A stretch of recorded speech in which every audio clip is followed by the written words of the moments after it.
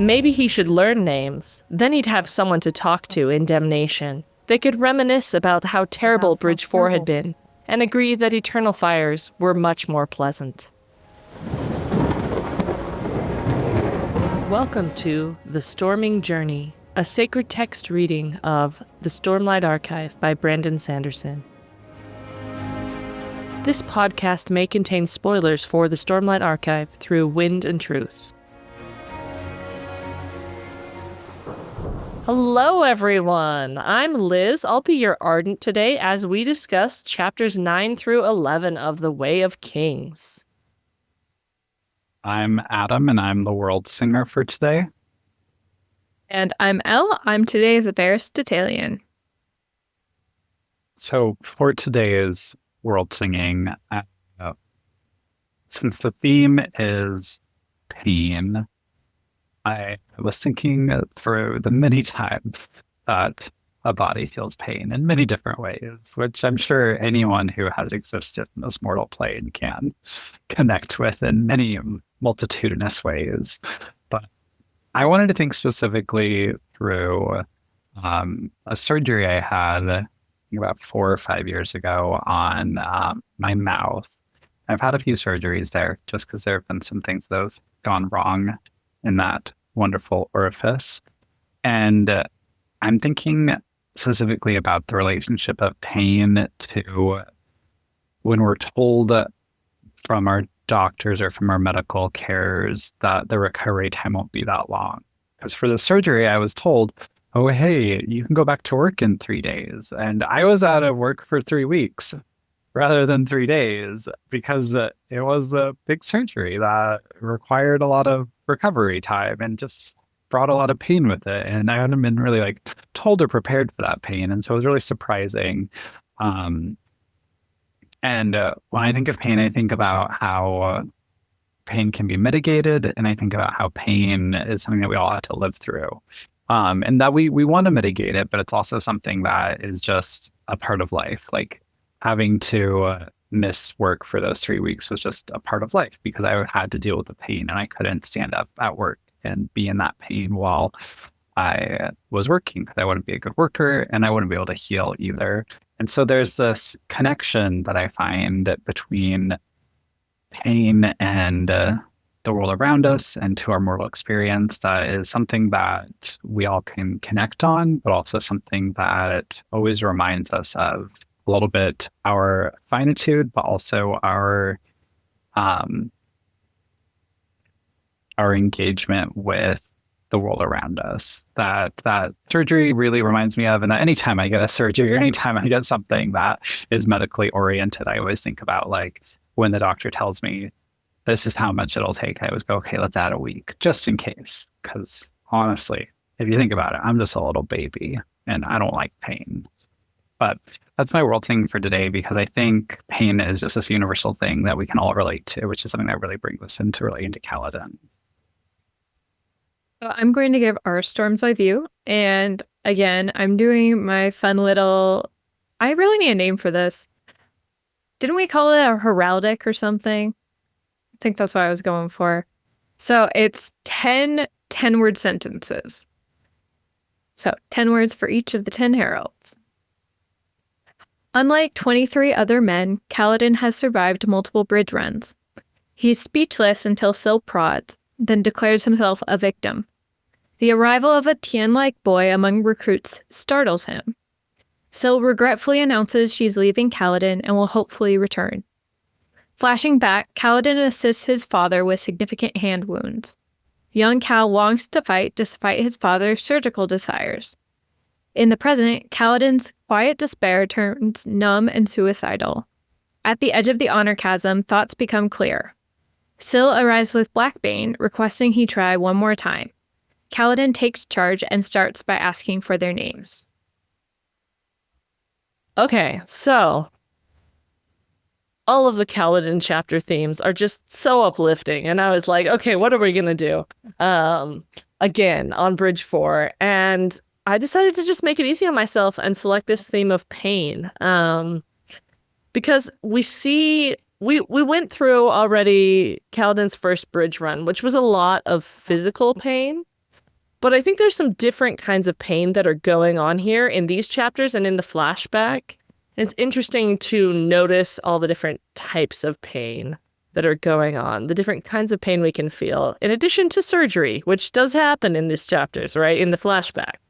So what other kinds of pain did we notice in these chapters? Something that I noticed when I was reading through these things is that most of the time, there are not actually like descriptions of pain. It's about the implication of pain rather than Brandon Sanderson is showing us pain rather than telling us pain. So there are descriptions of the hand wounds and like you can kind of get a sense of, oh, that would feel really bad for me. But he doesn't tell you about the pain that is being felt by the girl who is out of it. Kaladin's depression also is like about apathy and a lack of feeling, whether that's physical pain or emotional pain. He reaches a point where he can't feel the pain. And so it's not necessarily that I don't think there isn't pain in these chapters, but that the pain is an implication rather than a statement. Well, here's one way we could look at that, is that pain is something that doesn't lend itself well to description. I know I mentioned in the past that I struggle with chronic back pain, and they give you this sheet when you come in with back pain. Is like, check off all the adjectives that describe your pain. Is it stabbing? Is it persistent? Is it... And like all these things, these words are inadequate. Like conveying the experience of pain through words is not easy. And so I think it does have to be by implication and by empathy a lot of the time. If we want to describe it well, which I feel like these Kaladin chapters really do capture this, all these different ways that Kaladin's experiencing pain really well. Okay, so this reminded me of a John Green quote from Turtles All the Way Down, which I really like that book because I deal with mental illness, but the mental illness in Turtles All the Way Down was not mine. And so it wasn't like triggering to me. It was like, oh, I can identify with this without feeling like I am experiencing the thing I am experiencing. But there's a quote in there that talks about this idea of pain and pain by implication. And he says, one of the challenges with pain, physical or psychic, is that we can really only approach it through metaphor. It can't be represented the way a table or a body can. In some ways, pain is the opposite of language. And John Green has talked about pain and metaphor a lot. Another one of his quotes, maybe it's in the same section, is maybe we invented metaphor as a response to pain. Maybe we needed to give shape to the opaque, deep down pain that evades both sense and senses. And he's talked about this idea a lot in the ways that he's struggled with pain and like mental health and other things. And I think in my experience, that's been very true in how I've tried to describe a lot of my chronic pain issues or other things. I often joke with my husband that he'll tell me that I will give him like a metaphor of how I'm feeling. And then he's like, that didn't answer my question. I don't know how you're feeling. Like, what do you mean that you feel like your chest is X, Y, or Z? And I'm like, well, it makes perfect sense if you like knew what I was experiencing. And so I think maybe Sanderson is doing this accurately by representing pain in metaphor, not being explicit about it, because you can't really capture the experience of pain in a way that is relatable with words. But you can do it with experiences. I think at the same time, though, you have to pull on your experience. But if someone gives you a metaphor, you need to sit with it. Because if you instantly try to respond to it, you're not going to understand it. Like any good metaphor, any good poetry, any good writing, you have to sit with it. I think I just did a poetry day with my students and I made them read a poem 7 times in a row. If they were not happy, I made them read it silently, then I made them read it aloud, and I made them look at different things in order to get the levels at it. And at the end of all of that, like silent 20 minutes of work, I finally asked them, like, so what were the sentences that stuck out to you? What were the things that really struck you? And they all came out with really good things they wouldn't have gotten right during that first read unless they sat with it. And here I'm thinking specifically of like that example from your husband, right, where he says like, I can't understand this, and it's like, maybe if you sat with it for just a little bit longer, which I'm not like,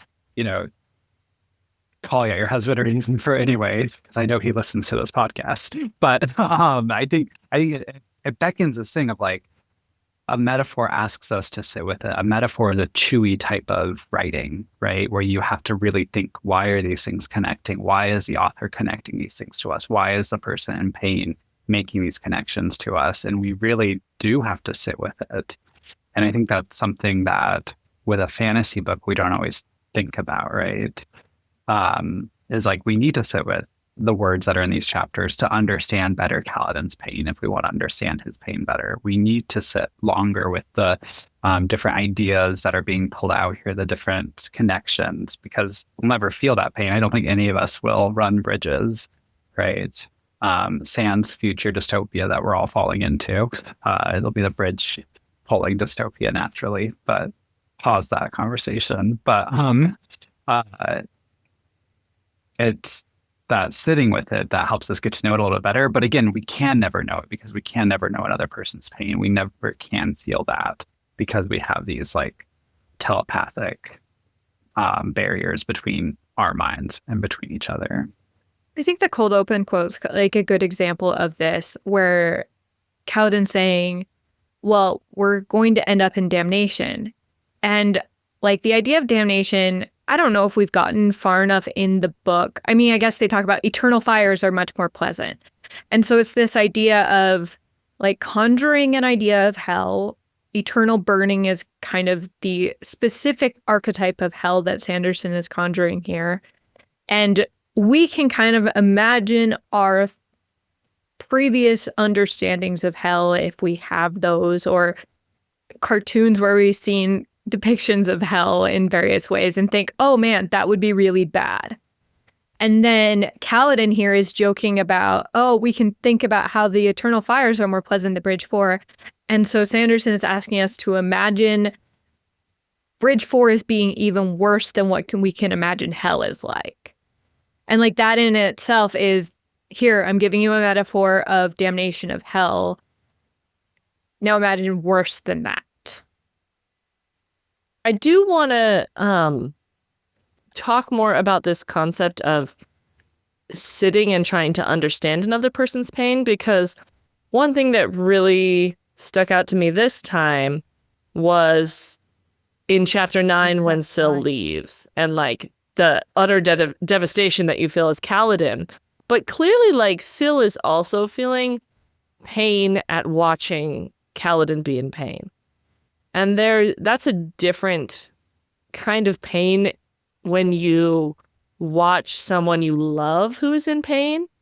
And it's also a problem that comes up in the flashback for Kaladin, right? His father's like, you care too much. You need to learn not to care about these people whose lives you're trying to save and who you might not be able to save.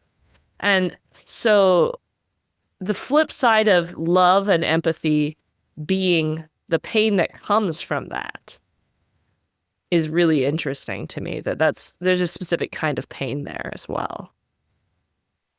It's interesting. Syl seems like she has tried to sit with Kaladin's pain, and then when she like can't get enough of a response from him, that's when she takes action. And I think that's interesting as we're talking about like the idea of sitting with someone else's pain. This is actually when Syl leaves. And we don't actually see Syl sitting as much with him in pain as she has been, because now this is like this is a break from that. I want to bring in a brief world hopper connection. we need some music right there. Yeah, let's do it. So what I was thinking of in the connection as in this conversation around Syl, because Syl is really where I would love to talk about, because that's what also struck me in this read around, especially thinking about the more things that we know about the bond thanks to the later books, and how this is just the forming of that bond between Syl and Kaladin. They haven't quite fully begun it yet. He hasn't said the first oath, but it's beginning. It's a nascent thing. And it made me think about, have either of you read Philip Pullman's His Dark Materials? Yay, his Dark Materials. But just like the demons, right? And how they can't get, like, when they're a child, the demon can go a little bit far away from them, right? But when they grow up, it's hard to get the demon far, far away from them. And they feel this pulling pain from it because it is like the external version of their soul. And I was thinking about that in relation to Syl and Kaladin, right? Syl has this worry, this fear of, if I leave, I'm going to lose what I'm becoming, what we're developing here. And that's like so much pain. And it makes me think of that moment when Pantalaimon is being pulled away from Lyra in order to be cut between them, right? And there's just like such a visceral moment there in the books, and then in the movie, and then in the series, in all of the forms, right? There's this moment you can kind of feel that, like that pulling away. And that's what I think of this moment, even though it's not described from Syl's point of view here, right? And Kaladin doesn't quite understand what's happening. He's just kind of numb to the world. Mm-hmm. Right, I have a line pulled up here where it says, Kaladin watched her go, comma, numb. Then he turned back to hauling the log. What else could he do? Like, we get it from Kaladin's point of view, thinking Syl's point of view, I think it would be much like that moment of being pulled apart from your soul, being pulled apart from this thing where it's a really good thing, right? Syl doesn't want to go back to sleep. Syl's just woken up. And she's in a really good space. And it's that pain there that is something that the pain of seeing Kaladin, but also the notice of the pain of leaving, that makes it such a intense moment for her character. I have one final moment that was really interesting to me, and it's at the beginning of chapter 11, where Kaladin is describing that the bridgemen each have one thin blanket, and they have to decide what to do with it. You could either use it for cushioning, or you could use it for warmth. You could freeze, or you could ache, and then there's some of them who found a third use for it, which is to put it over their head and hide from the world. And I think this is a really interesting metaphor of, like, sometimes you have this choice of what kind of pain you want to feel. And we see Syl struggling between these two kinds of pain, right? And the idea that, like, you can't always get away from pain, but sometimes you get to select what kind of pain you want to endure. And I feel like that's the case a lot of the time with emotional pain and relationship pain. Like, you can choosing to be attached to someone is also choosing to feel their pain. Or you can choose to go without them and feel the pain of being without that person. But you can't choose for everything to be great all the time. That's not a choice that we can make as human beings. Things are going to go wrong, and there is going to be pain. Very happy thought. I mean, I relate to the bridgeman choice of pain a lot, because I have, as I've mentioned, like, myriad health problems. And one of those is headaches, which I've had for, decade and a half, I think, now. And every time I, like, get a new doctor, they're like, so do you want to do anything about your headaches? And I'm like, no, I've got other things I want to prioritize. Like, my headaches are just such a normalized part of my life that I have given up trying to fix them for right now. I have more pressing things that are more immediate. And then still, though, every time I have a headache, I absolutely hate it. I wish I didn't have it. But I put up with it because that I don't have the time to focus on it.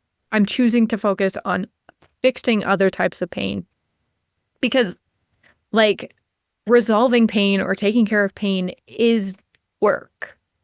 Whether that's the work of sitting with it, whether it's the work of processing with it. And, like, you have to choose, because you don't have the energy to deal with all of those kinds of pain all of the time.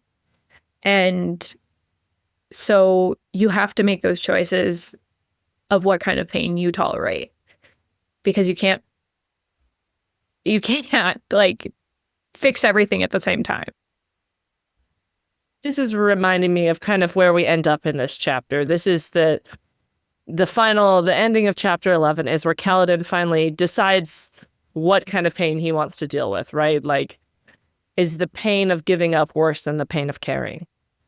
And he decides, no, let's keep caring. He's able to make that decision, and it's not a decision that like will make his life great and happy. Like, it's going to make it harder because he's going to care about people and they're going to die. It is a choice to step into that pain and counter it with responsibility and caring, which is interesting. It's not a relief. It is a choice to step into pain and accept that.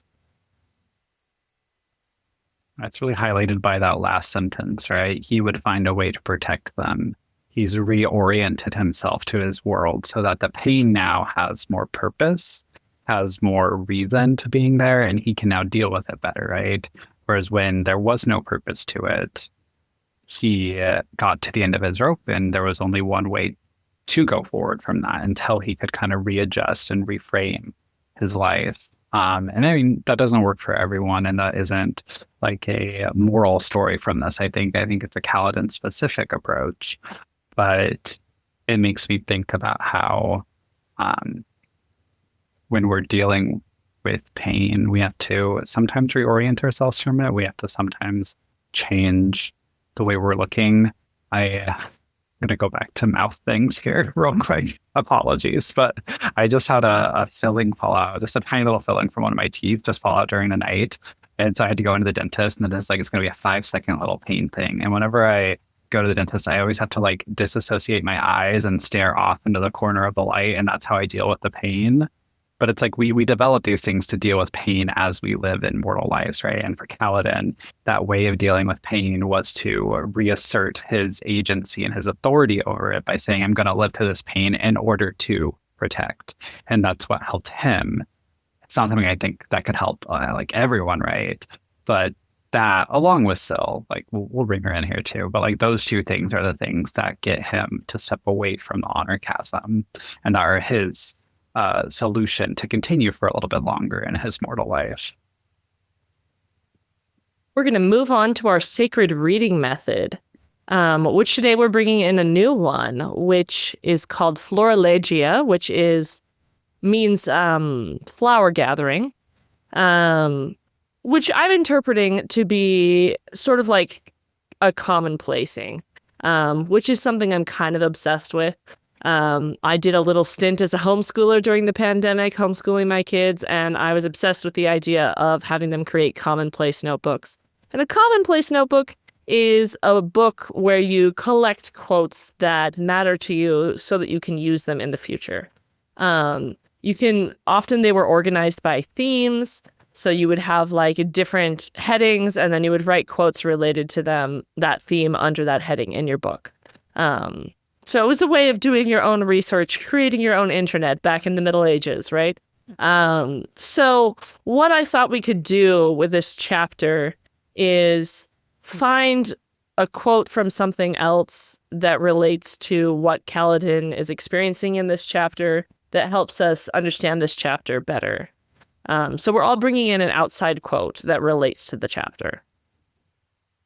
And I will start with mine, which I pulled from Candace Millard's book, Destiny of the Republic, which if you haven't read, it's amazing. It's a nonfiction book about the assassination of the U.S. President Garfield. So he was an amazing president for like all few months that we had him. So, which I knew nothing about until I read this book. But R.I.P. Yes, R.I.P. indeed. I love this quote that she has about pain because President Garfield's assassination took multiple months. He was shot, but then the thing that really killed him was the medical treatment. The more things change, the more they stay the same, right? There was a lot of poking and prodding at the wound, which led to infection and like a slow lingering death over many months. And there's this interesting quote that she has in there, which I don't remember who it's from in the book. I assume it's from a historical figure. But it says, I have sometimes thought that we cannot know any man thoroughly while he is in perfect health. As the ebb tide discloses the real lines of the shore and the bed of the sea, so feebleness, sickness, and pain bring out the real character of a man. And I think that quote attached itself to the choice that Kaladin makes here, that when he is pushed to the other limit, we find what his character is really like, and that he really cares about protecting people. And he cares about that enough that he's willing to suffer for it. And so when we are going through suffering, it can help if we think about, okay, how am I going to be the person that I want to be, even in these unideal circumstances? So, which is what Kaladin is showing us in the chapter. I really like that. I've been thinking a lot personally about, I've just been going through a lot of stress-related situations. And one of the things that I've been struggling with the most is like how I respond in very stressful situations to like minor things. And that is the thing I feel like I need to work on the most, is like, I do not respond well in high stress situations. I get snippy, I get mad, I get irritated. And like the way that you phrase that, I feel like is like lodging in my head. And I'm excited that I get to be the transcription person, because now I'm like, okay, I get to like re-listen to this and think about this and like use it more, because like that is the epitome of what I am trying to accomplish with trying to fix this situation. Is I want to be the person I want to be in those stressful moments. How can I be the person I want to be in the stressful moments, even though I'm under pressure? So I'm just, thank you for sharing that. You're welcome. Term 9. Next, then. So I chose a scripture from the Book of Mormon. So it's half Mormon moment, half Florilegia here. But I always think of a lot of Brandon Sanderson's heroes in relation to the heroes in the Book of Mormon, all the very masculine male characters who are doing cool things. But for this one, I wanted to pull in one that it doesn't get a lot of page time in the text, and it's Enos, who gets like, what, not even 10 verses really, one small little book for him. But his story is about where he is he's struggling with his relationship to God and whether he believes in him. So he goes out into the woods, and he then has a moment where he kneels down and prays, and tries to figure out whether he's connected to God in that way. And the scripture that is the most key that a lot of members of the church remember is Enos 1:4, which says, "And my soul hungered, and I kneeled down before my Maker, and I cried unto him in mighty prayer and supplication for my own soul. And all the day long did I cry unto him, yea, and when the night came, I did still raise my voice high, that it reached the heavens." And I'm bringing this in. There's not pain necessarily that is stated in that verse, but I think there's a lot of pain behind that verse and underneath it. If we consider Enos as a living being, which I always think it's important to consider characters as living beings, but we think about the pain that he felt of like not knowing certain things, of not knowing the future and not knowing where he was stepping, and having that moment of soul hungering, which I would think is a painful moment of disconnect from the divine, disconnect from divinity. And I relate it here to Kaladin's own pain of not knowing where to go forward, except to go into the honor chasm, except to go that way. And it makes me think a lot of how much a lot of people hunger over these things, and how much pain that hungering can cause, that desire to know which way to go in the future, that desire to have that assurance of which way to go. And it connects, in my mind, to the end of this chapter as well, the end of chapter 11, where Kaladin doesn't quite know where to go. He just knows he needs to put one step in front of the other, that journey before destination, the finding a way to protect. He doesn't know how to protect them yet. Enos in the scripture doesn't know exactly how to worship God yet. No one really knows how to worship God throughout their life yet until maybe they meet the dude someday. But it is that connection to pain where it's like we have to keep going forward with pain until we are able to, not have pain in our lives anymore, which means that we've done the good walk and we're finally done with that. And that's really what I think about a lot with these chapters is how a lot of life is about learning to live with pain and how we all have that pain inside us. Whether for Enos it's spiritual, for Kaladin it was emotional, spiritual, physical, all of the ways. Yeah, we didn't talk about that too much when we talked about the chapter, but the soul hunger that you're describing, I think a lot of people have that. Like, there is a pain when we feel that our lives don't have meaning. And we see that in the parts of the chapter where Kaladin is questioning, like, why don't we have people run in front of the bridges with shields? And people just tell him, like, don't worry about it. Like, stop asking.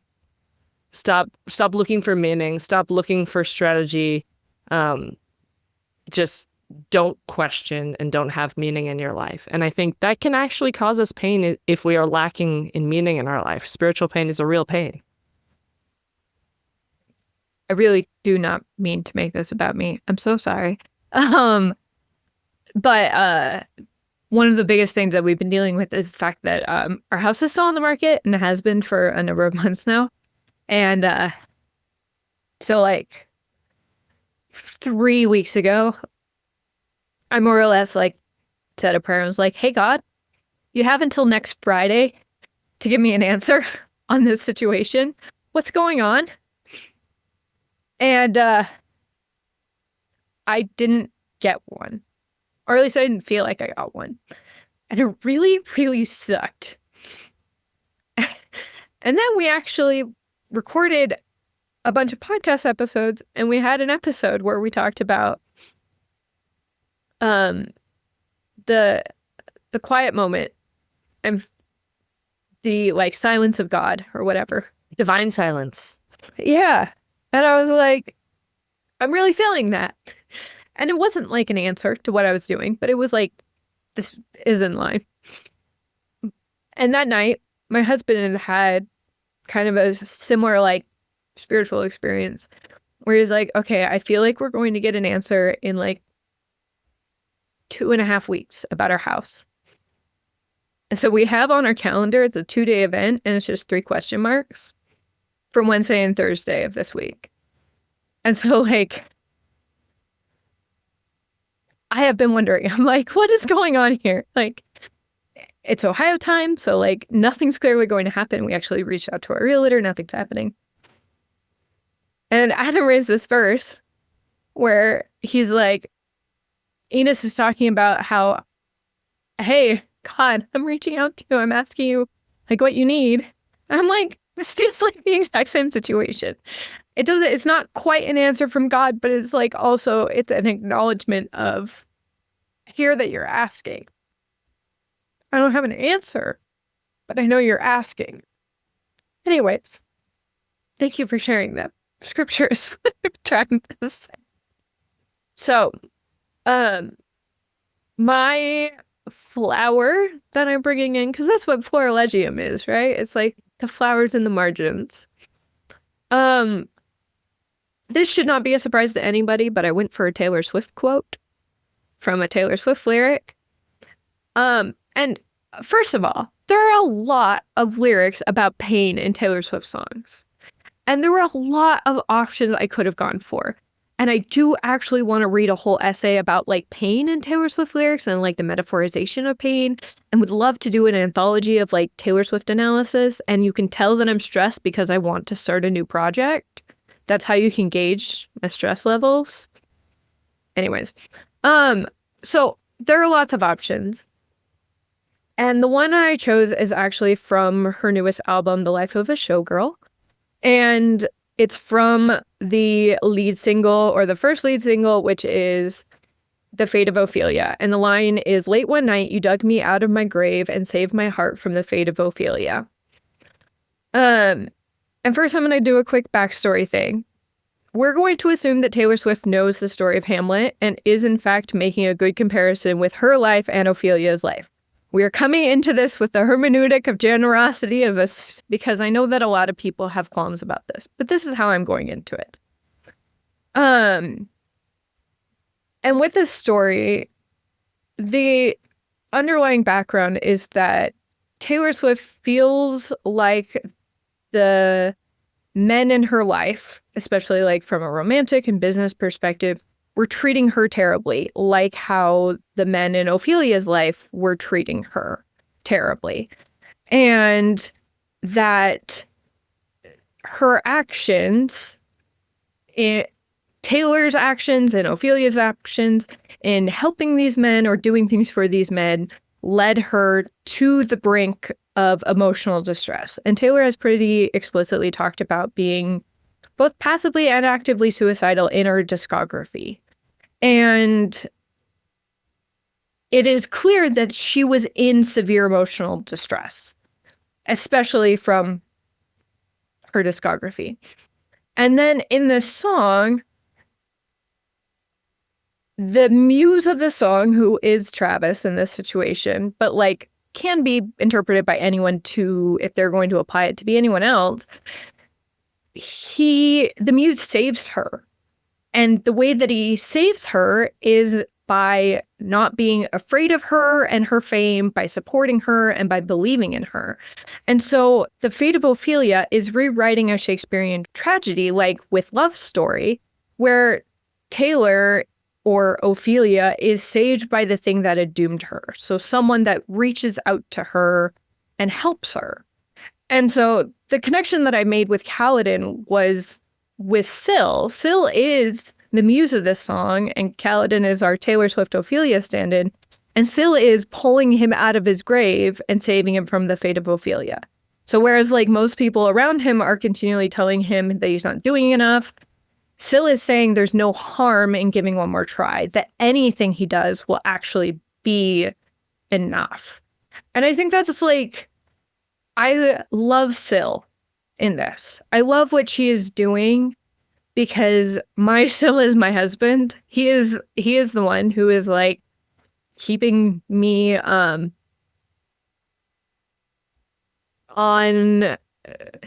continually saving me from the fate of Ophelia.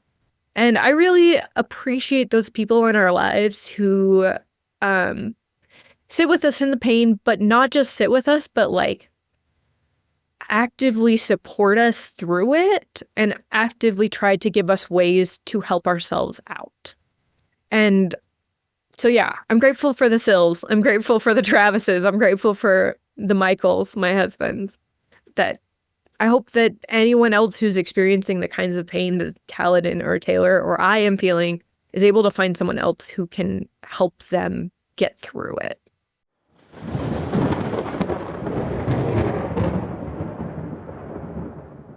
And with that, we'll move into the wisdom of the heralds, where we talk about what we want to bring from this reading back into our lives.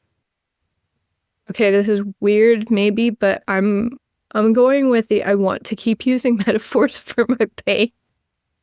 I think like this is really like reaffirmed like the value of using metaphors, like the fact that like we kind of technically had an Artifabrian journal like in this one too. This is like a three-pronged podcast or segment thing, but like Sanderson's technique of using metaphor to describe pain or like showing rather than telling. I think all of this discussion has just really reaffirmed the value of using metaphor in helping to understand not only my own pain, but helping others to maybe sit with what I am feeling. And I'm going to continue doing that. A lot of times I think of things that I like want to do differently, but this feels like one I want to continue doing.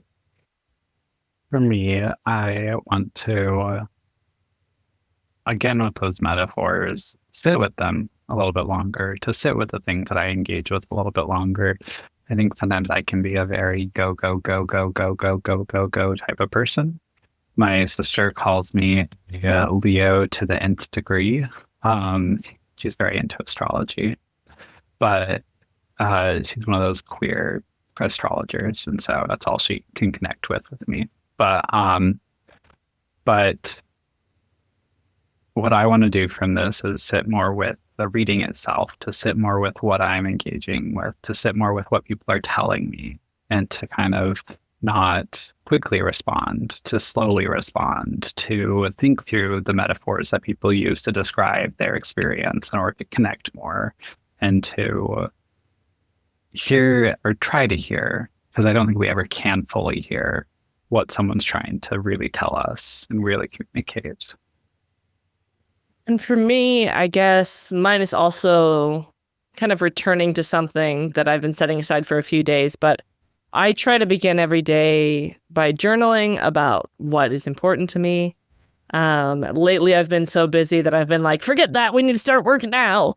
But I think returning to the things that matter help you deal with the stress and the pain of everyday life, and to continue to develop yourself into the person who you want to be. So I need to get back on myself to do those things, to continue focusing on the bigger picture and the things that matter to me and why I'm doing the tedious everyday tasks that I'm doing. So finding that why that Kaladin found. We're done with part 1. My gosh. We did it. Thank you for joining us today on The Storming Journey. You can support our work on this podcast by subscribing to our Patreon, leaving a review, or sharing the podcast with a friend. We hope you'll join us next week, and in the meantime, remember, journey before destination.